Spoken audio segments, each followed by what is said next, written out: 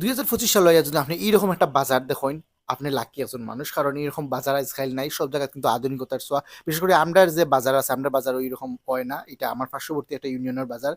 বাজারের নাম কই দিই, বাজারটা হইল গিয়ে ফুরকাতি বাজার।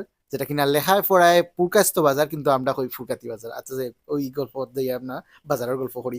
আমি তো বাজার দেখে একদম তাসকি খাইছি, কারণ এইরকম সচরাচর দেখা যায় না। সব জায়গা তখন আধুনিকতার ছোঁয়া। আর এই বাজারও কিন্তু মাছ থেকে শুরু করিয়া সবজি, তারপরে শুটকি থেকে শুরু করে সব ধরনের আইটেম আছে। আর দোকানগুলো কিন্তু দেখতে খুবই সুন্দর। সচরাচর আমরা এখন নাটকও যে এরকম বাজার দেখতাম আগে, এখন তো আর গ্রামীণ নাটকগুলা থাকে না ওইরকম। যেরকম দোকানপাট দেখি ওরকম দোকান এখানেও আমার দেখে খুবই ভালো লাগছে। সব ধরনের আইটেম এখানেও পাওয়া যায়।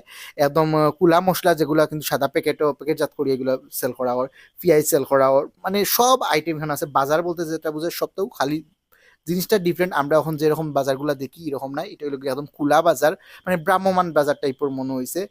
আপনার যত পারা মশলা কিন্তু প্যাকেটও করি ইয়ে করার, এবং এই মশলার আমার কোনো টাকা দিছে না, তারপরে হইলাম বাবুর্চি মশলা, আমার কোনো স্পন্সর করছে না, তারপরে হইলাম আমি ফার্স্ট টাইম দেখলাম।